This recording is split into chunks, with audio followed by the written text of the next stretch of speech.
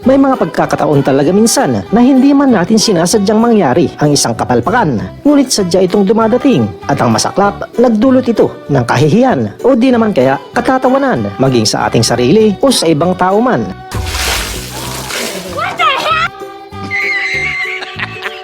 Kumusta mga kaibigan? Eto na naman ako upang maghatid sa inyo ng kasiyahan para ang lungkot at lumbay ay maiwasan. Bago natin umpisahan yan, maaari lamang na pindutin ang like at subscribe button. Hampasin mo na din ang bell icon para lagi ka nang nakasunod. At syempre, pwede mo ding i-share ang video na ito.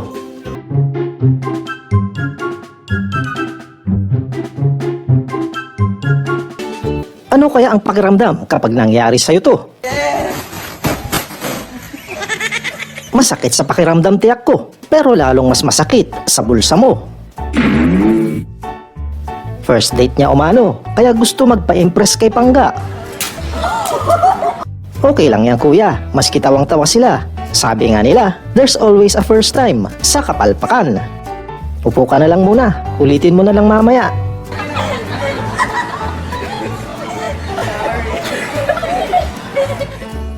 Kapag ikay naglalaro ng golf, dapat may laman ng sikmura. Mahirap kasi kapag gutom dahil babad ka sa init ng araw. May tendency kasing ikay mahilo habang ang bola ay pinapalo. Katulad niya, matapos paluin ang bola, bigla na lang bumulagta.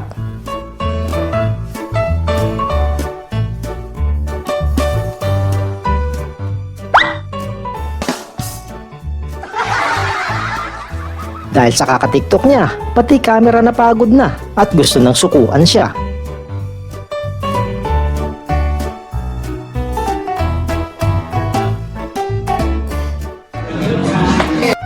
Akalain mong na-bullseye ni Lods ang tubo ng tubig imbis na ang dartboard. Maging ang mga kasamahan, sobrang namangha sa kanyang shots. Kaya naman ayan, abala tuloy siya sa pagtapal ng tagas.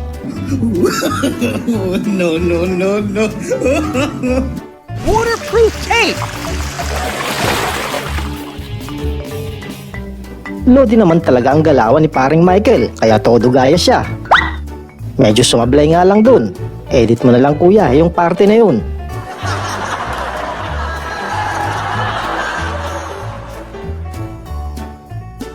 Mahusay ang asintada, pantay-pantay ang pagkakamada at diretso sa sahig.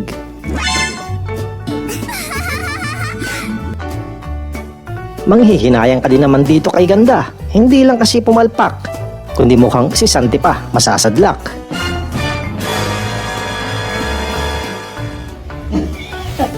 Ihanda na ang iihawing isda. Ay teka, ang uling na basa. Kilawin na lang pala.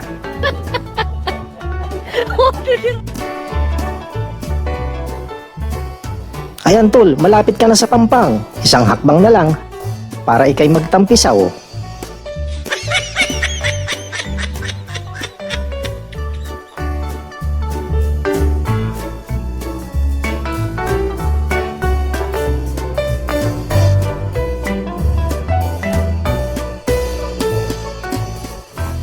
Itong si kuya mukhang nakajackpot ng malaking tilapia.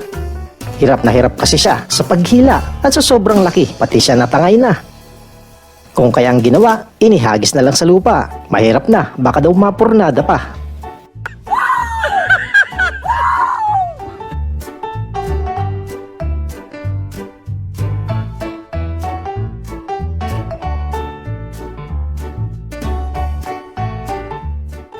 Sa TikTok ayaw paawat itong si Ganda. Nakakagawa ng paraan maski on duty pa. Lalo na kapag may bagong viral. Hindi yan pahuli. Basta lamang si boss, hindi siya mahuli. Kaya nga lang ang masaklap, si boss pala ay nasa likod na. Pero imbes maimbyar na, mukhang natuwa pa siya sa kanya. Huh?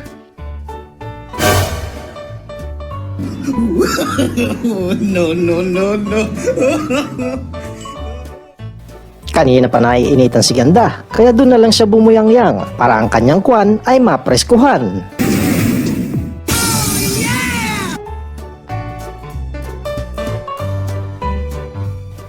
Katuwa naman ang magjowa na to.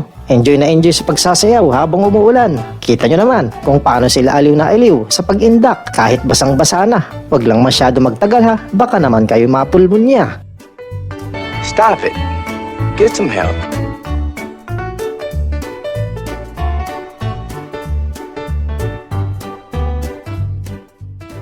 Mas gusto ng security camera na itutok sa kanya. Mukha kasing may nangangamoy, nakakaiba. At hindi nga siya nagkamali dahil sapul na sapul ang pagsinghot niya. Uso na talaga ang mga wireless connection, pati paghila ng trailer, wala na ring cable.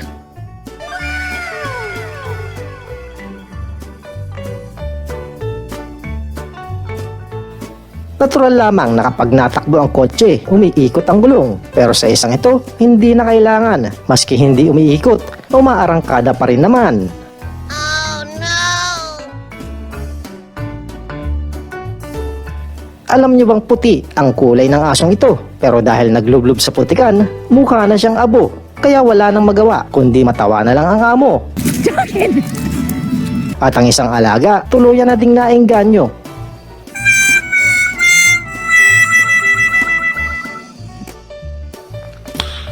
Nice. Lahat ng kasama nila ay tuwang-tuwang hindi dahil sa pagpopropose ng lalaki sa kanyang jowa, kundi dun sa isang babaeng tagakuha ng video nila. Ito kasi ang naturang eksena. O di ba? I'm sure hindi ka kinilig sa dalawa. Mas natawa ka dun sa tagakuha nila.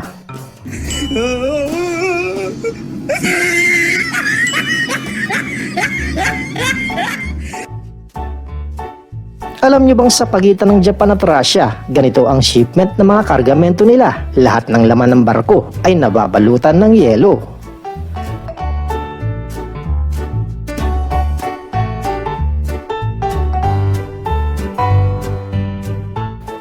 Speaking of Russia, kapag sa gabi ka maggagala, doble ingat dahil madami ang gumagala. Di ka pa kasi nagtatagal, ay bumabalik ka na. Katulad sa nangyari sa kanya na humahangos pa.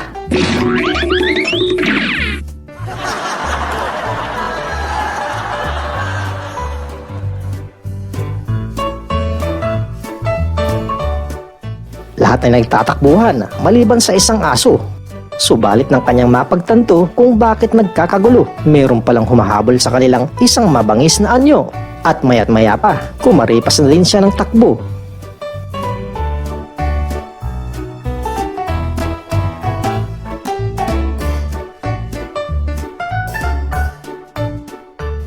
Aba, ito palang ang nakita kong aso na sa computer mahilig maglaro.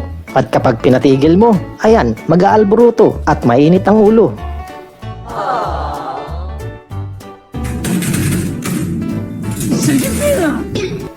Init ng ulo lang naman ang pag-uusapan, kabilang na dyan ang manok na yan. Kita mo naman, at pati sariling refleksyon na pagdidiskitahan. Kaya ang resulta, puro kalmot ang mag-aarang sasakyan. No! No! Wag na wag kakamunin ng inuman ang kabayo na to dahil panigurado, ubos na ang alak ay gusto pang lumaklak at kahit malakas man ang tama, hindi nawawasak. Sa dami ng kanyang pinagkakautangan, nakaisip siya ng paraan upang ang maniningil sa kanya'y pagtaguan. Sa sobrang ulyanin ni Manong, pati dalang sasakyan, nakakalimutan pagbaba pa lang. Ang tumatakbo kasi sa isip ay kung nailak ba niya ang pinto ng bahay. Ngunit sa kabilang banda, tumatakbo na pala ang kotse niya mag-isa nang walang nagmamaneho at mukhang huli na ng kanyang mapagtanto.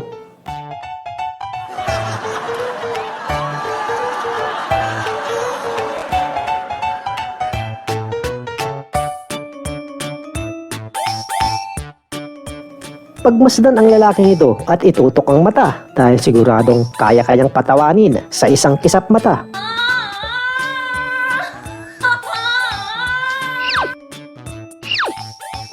Katulad din niya itong si Ganda, marunong ding mangaliw ng kapwa, kaya nga lang medyo may pagkalampa. Ayan tuloy at ang dungis mo na. Kung minsan nasosobrahan ka ng adrenaline sa katawan, yung hindi mo na makontrol kung paano ka titigil sa ginagawa. Yun bang parang katulad niya? Sa totoo lang, ang video na to ay hindi tungkol sa pagsasayaw o kaya'y sa pag-snowboarding. Sa maniwala ka o hindi, ito ay isang human bowling. Hindi ka mapapasana all kapag dito ka nakatira. Ang snow kasi ang magbibigay sa iyo ng aberya. Katulad niya na hinuhukay pa ang coaching na baon ng makapal na nyebe.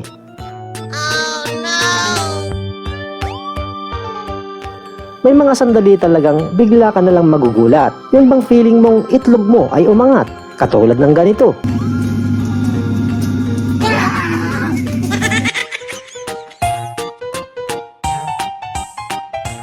Dahil iniisip pa din niya kung anong luto ang gagawin sa biniling isda. Medyo nalito siya kung bakit ang motor ayaw umarangkada. At nung kanyang silipin, yun naman pala, iba ang kanyang nasipa. No.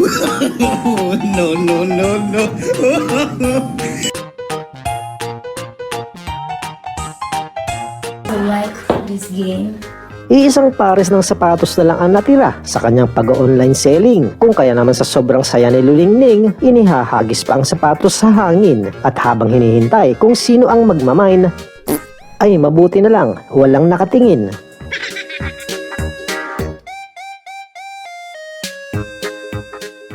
Laging tatandaan o unahin mo munang pakainin ang iyong alaga bago ang sarili kung ayaw mong unahan kanya.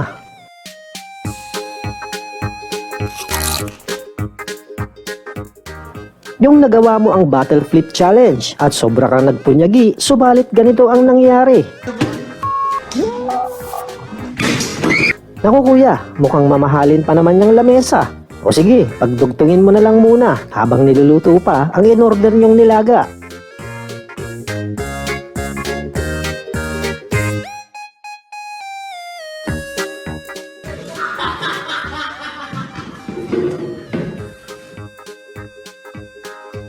Kung mga challenge lang din naman ang pag-uusapan, mukhang sila yata ang expert dyan. Maski isipin mong may halong tsamba, pero hindi mo pa rin maiwasang humanga. Kaya niya na hindi lang tsamba, kundi sadya ng expert sa kanyang taglay na talento. Pinaghalo pa ang exercise at technique sa pagbuslo ng bola.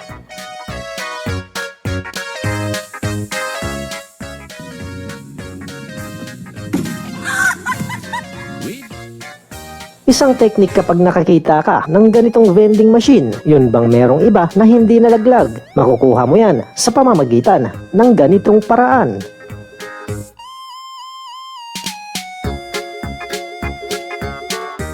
Panigurado, mamamangha ka sa kakaibang talento niya. Nakakapag-charge ng phone sa pamamagitan ng pagsipa. Pero huwag masyadong bumilib dahil bago pa siya nagtagumpay, ay ilang ulit muna niya itong sinanay.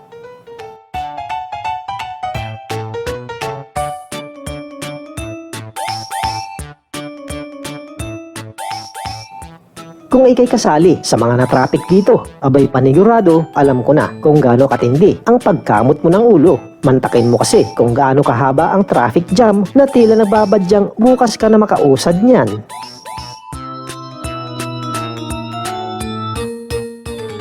Ipinakita ni Kaka kung paano magkawang gawa gamit ang talento sa pagtatapon ng basura. Ayan, at napabilib tuloy niya ang mga meron sa kalsada. Abay hindi mo din nakakalain na marunong palang mag-shopping ang mga baka. Patingin-tingin kung anong nakasale sa mga nakadisplay na paninda. At maya-maya pa nang matapos ang paggala, isang hagdanan ang nabili nila. Mga bakang ito mukhang akyat bahay gang paata. Hindi niya akalain na makakahuli siya ng isda habang nagsasurfing. Samantalang kapag sinadya daw niya mangisda, palagi naman daw siyang bokya.